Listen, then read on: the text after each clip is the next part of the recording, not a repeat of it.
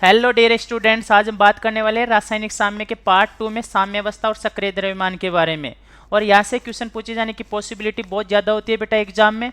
चले अपन इसके अंदर समझते हैं। आपकी जो भी बातें समझ में नहीं आए आप कमेंट बॉक्स में ज़रूर बताएं, और जो बातें बहुत अच्छे से समझ में आती है उनमें भी आप ज़रूर राय दे बेटा। ठीक है, तो इसमें अपने पास में बेटा सबसे पहला टॉपिक हो जाएगा साम्य अवस्था, इक्विलिब्रियम स्टेट। अपने पास में इसमें क्या होता है, कैसी कंडीशन होती है, बहुत सारी चीज़ें होती है बेटा। अपन इसके अंदर देखने वाले में बहुत सारी पीडीएफ इसलिए बना के लाता हूँ ताकि टाइम कम लगे, क्योंकि बहुत सारे स्टूडेंट्स इन वीडियो को रिवीजन के पर्पज से देखते हैं, बहुत सारे स्टूडेंट्स इनको रेगुलर क्लास के पर्पज से देखते हैं। ठीक है, तो आपका टाइम ड्यूरेशन है ना क्लास का, वो बहुत कम हो जाता है जब मैं पीपीटी बना के लाता हूँ, इसमें पहले लिख लेता हूँ तो। ठीक है, तो बेटा चलते हैं इसमें साम्य अवस्था। सबसे पहले अपने पास में साम्य अवस्था इक्विलिब्रियम के बारे में बात करें बेटा। अपने पास में साम्य अवस्था इक्विलिब्रियम में बेटा वो कंडीशन होती है जब अपने पास में कोई भी रिएक्शन हो, वो अग्र दिशा और पश्चिम दिशा दोनों डायरेक्शन में उसकी रेट ऑफ रिएक्शन इक्वल हो जाए। अगर अभिक्रिया की दर और पश्चिम अभिक्रिया की दर दोनों दर कैसी हो जाए, बराबर हो जाए, तो बेटा वो रिएक्शन अपने पास में किस में आ जाएगी, साम्य अवस्था में आ जाएगी। जो अपने पास में रिवर्सिबल उत्क्रमणीय अभिक्रियाएं होती है उनका ये मोस्ट पॉपुलर गुणधर्म होता है, मतलब उनकी ये ऐसे मान लो कि उनमें ये गुणधर्म पाया ही जाता है साम्य अवस्था का। जो भी उत्क्रमणीय अभिक्रियाएं होती है उनमें साम्य अवस्था का गुणधर्म पाया जाता है बेटा। तो इसके अंदर पहला टॉपिक देखिए अपन, किसी उत्क्रमणीय अभिक्रिया। देखिए बेटा आपके पास में रिवर्सिबल पहले आ गया कि उत्क्रमणीय अभिक्रियाओं का सबसे मेन गुणधर्म क्या होता है, ये साम्य अवस्था प्राप्त करती है बेटा।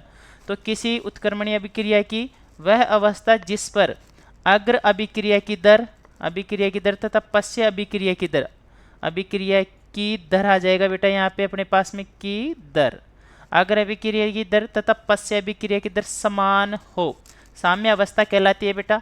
अगर अभिक्रिया की दर और पश्चिम अभिक्रिया की दर कैसी हो, समान हो, तो वह अपने पास में कौन सी अवस्था कहलाती है, साम्य अवस्था। ध्यान रखना बेटा, दर कैसी होनी चाहिए, समान होनी चाहिए। साम्य अवस्था के अभिलक्षणों की बात करें तो पहला अपने पास में यही अभिलक्षण आ जाएगा कि साम्य अवस्था पर अगर अभिक्रिया की दर रेट ऑफ फॉरवर्ड डायरेक्शन और पश्चिम अभिक्रिया की दर रेट ऑफ बैकवर्ड डायरेक्शन अपने पास में कैसी होती है बेटा, समान होती है। इसके बाद में साम्य पर क्रिया कारक आपके पास में तथा उत्पाद की सांद्रता नियत होती है बेटा। देखिए क्वेश्चन आपसे गलत करवाने की कैसे कोशिश करता है। आपके पास में क्वेश्चन देखे कि अगर अभिक्रिया की दर और पश्चिम अभिक्रिया की दर तो कैसी होती है, समान होती है, बट रिएक्टेंट और प्रोडक्ट की कंसेंट्रेशन कांस्टेंट हो जाती है बेटा, नियत हो जाती है, बराबर इक्वल हो ये जरूरी नहीं है। ठीक है, आपके पास में अभिकारक और उत्पाद की सांद्रता समान हो ये जरूरी नहीं है, समान हो भी सकती है और नहीं भी हो सकती है, बट दर समान होगी बेटा।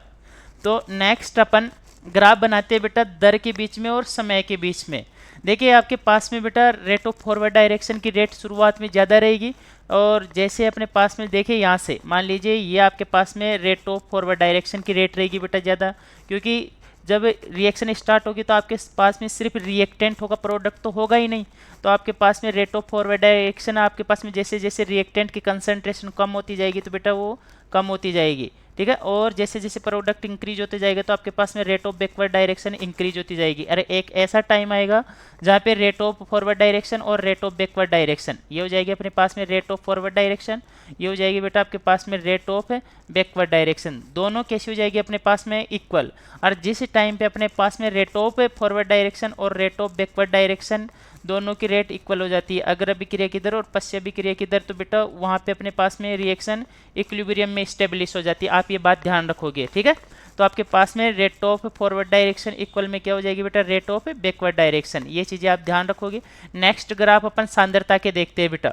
सांद्रता में अपन 3 टाइप के ग्राफ बना सकते हैं। ठीक है, पहला ग्राफ ये हो जाएगा बेटा अपने पास में कि यहाँ पे अपने पास में रिएक्टेंट की कंसंट्रेशन सांद्रता कम होती जाएगी और प्रोडक्ट की सांद्रता बढ़ती जाएगी, दोनों की सांद्रता बराबर हो जाए। पॉसिबिलिटी है कि आपके पास में अभिकारक की सांद्रता और उत्पाद की सांद्रता दोनों बराबर हो।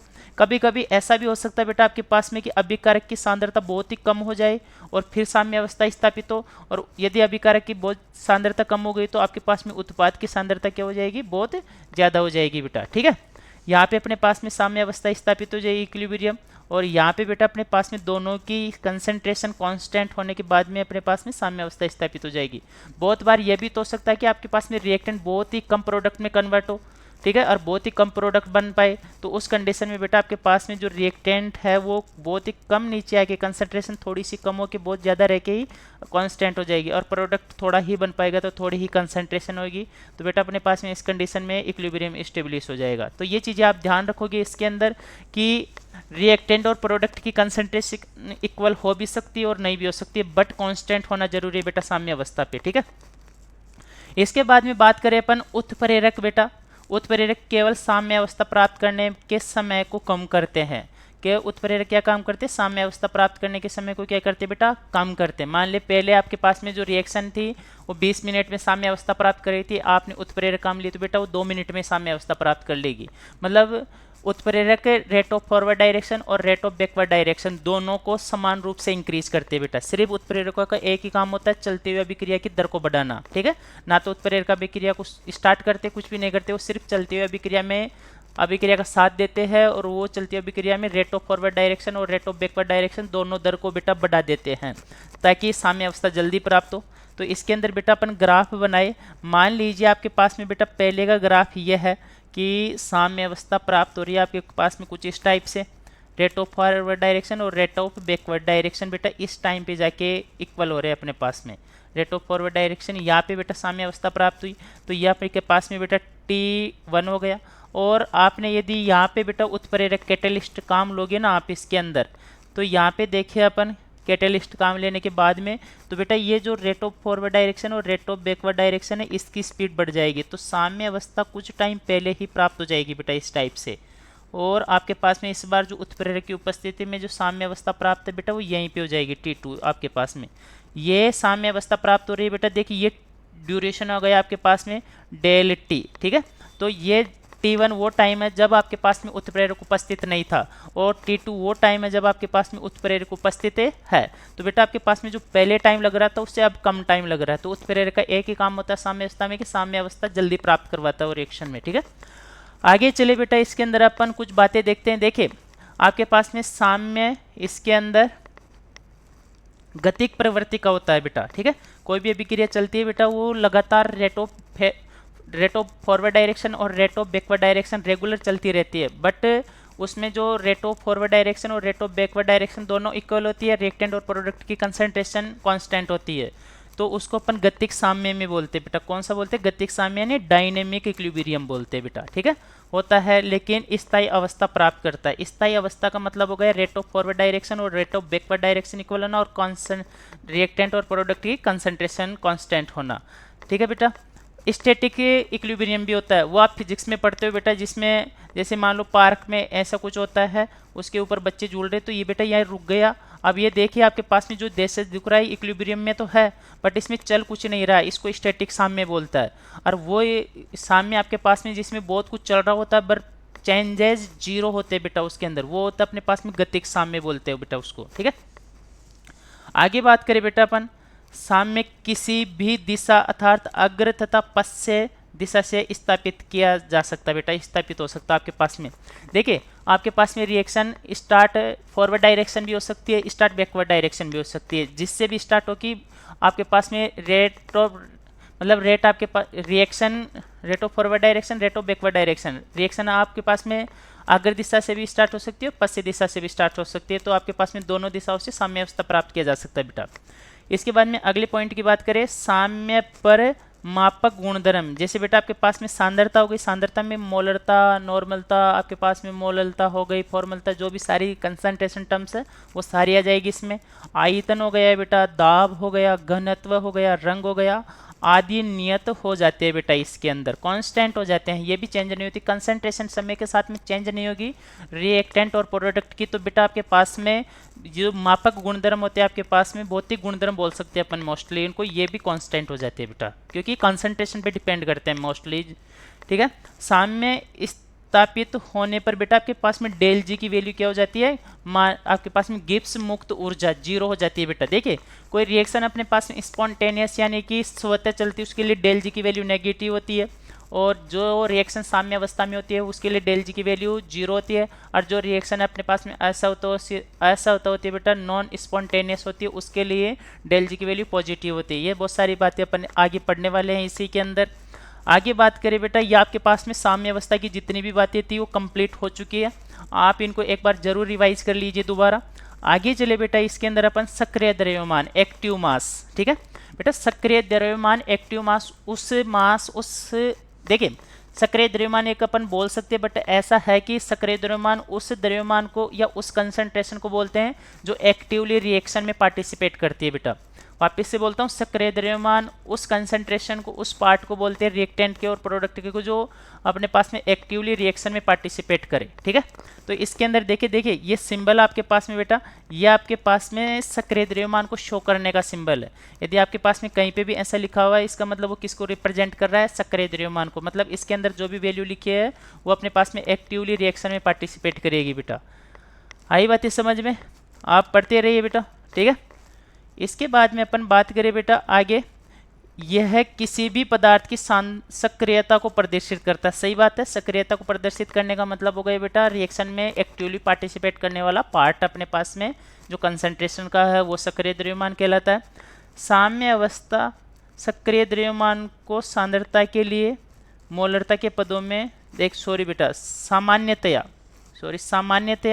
सक्रिय द्रव्यमान को सांद्रता के लिए मोलरता की फॉर्म में लिखा जाता है, और बेटा आपके पास में दाब के लिए इसको एटीएम की फॉर्म में लिखा जाता है। हाँ, यदि आपके पास में कंसंट्रेशन की फॉर्म में सक्रिय द्रव्यमान है तो उसको अपन मोलरता की फॉर्म में लिखते हैं, और यदि दाब की फॉर्म में तो बेटा उसको एटीएम की फॉर्म में लिखते हैं, ठीक है। यहाँ पे अपन बात करें बेटा, ये जो साइन अपने पास में सक्रिय द्रव्यमान को शो कर रहा है, मोल पर लीटर अपने पास में क्या होती है, मोलिरिटी होती है बेटा, मोलरता होती है। ये मोलिरिटी को इसको अपन किससे शो करते हैं, कैपिटल है एम से शो करते हैं। यदि आपके पास में दाब की फॉर्म के लिए सक्रिय द्रव्यमान है तो बेटा दाब का क्या हो जाएगा अपने पास में, एटीएम हो जाएगा। इसके साथ में अपन आगे चले बेटा इसमें, तो यहाँ पे देखिए सक्रिय द्रव्यमान मोलरता हो गई अपने पास में। मोलरता का फॉर्मूला क्या होता है बेटा, कभी कभी पूछ लेता आपको कि विलेय का आपको भार देगा और विलियन का आयतन देगा और पूछेगा बताओ इसका सक्रिय द्रव्यमान क्या रहने वाला है, तो मोलरता का फॉर्मूला यूज कीजिएगा आप। मोलरता बराबर W/mW 1/V लीटर हो जाएगा। मोल पर लीटर आपके पास में यूनिट हो गई बेटा। यदि आपके पास में लीटर में वैल्यू गिवन नहीं है तो बेटा वो आपके पास में क्या हो जाएगा, यहाँ पे 1000 से मल्टीप्लाई हो जाएगा, ठीक है। इसको लीटर में चेंज करने के लिए डिवाइड करना होता है बेटा, बट वो ऊपर चले जाता है तो अपने पास में मोलरिटी का फॉर्मूला किसका हो जाएगा, अपने पास में सक्रिय द्रव्यमान का फॉर्मूला हो जाएगा। आप वैसे पढ़ चुके होंगे सांद्रता की इकाइयाँ अपने पास में कौन से चैप्टर में, मोल कॉन्सेप्ट के अंदर। अब आपके पास में क्वेश्चन है बेटा आपके सक्रिय द्रव्यमान से संबंधित, आपके पास में NH3 का भार दिया है बेटा, इसने कितना 8.5 ग्राम। आपके पास में मास ऑफ NH3 ये दिया है बेटा आपके पास में 8.5 ग्राम है। इसके बाद में volume of solution, volume of solution का मतलब अपने पास में विलियन का आयतन कितना दिया है बेटा, इसने 2 लीटर दिया है। मोलरता का फॉर्मूला लगाओ, आपके पास में सक्रिय द्रव्यमान आ जाएगा बेटा, ठीक है। इक्वल में मोलरता यानी सक्रिय द्रव्यमान हो गया, W क्या होता है बेटा, mW। मल्टीप्लाई में अपने पास में ऊपर 1000 होता है, नीचे VmL में बेटा आयतन होता है। यदि आपके पास में यहाँ पे आपने 2 लीटर दे रखा बेटा, तो अपने को ml में लिखने की ज़रूरत है नहीं है, तो अपन ऊपर 1000 नहीं लगाएंगे इस बार, तो यहाँ पे लिख देंगे बेटा अपन V लीटर हो जाएगा। इसके अंदर वैल्यू पुट करते हैं अपन, तो वैल्यू पुट करेंगे तो बेटा W कितना दे रखा 8.5, mW बेटा NH3 का देखिए, नाइट्रोजन का 14 होता है एटॉमिक वेट और हाइड्रोजन का 1 होता है, पर 3 है बेटा 17 हो जाएगा अपने पास में। गुणा में अपने पास में 1 में कितना जाएगा बेटा 2 हो जाएगा। इसको आप काटो, 17 कम 17, 17 दूनी 34, 17 तिक्यावन 17 चौकर 17, 5 85, तो बेटा ये कटेगा तो 0.5 आएगा ऊपर, 0.5 बटा कितना जाएगा 2। इसको अपन बेटा पॉइंट कटाए तो 5 बटा कितना जाएगा अपने पास में 20 आ जाएगा। इसको काटे तो 1/4 आपके पास में बेटा मोलिरिटी की फॉर्म में क्या आ गया, सक्रिय द्रव्यमान आ गया NH3 का, ठीक है। इसके बाद में बेटा आपके पास में सेकेंड क्वेश्चन है कि 50 ग्राम CaCO3 है बेटा।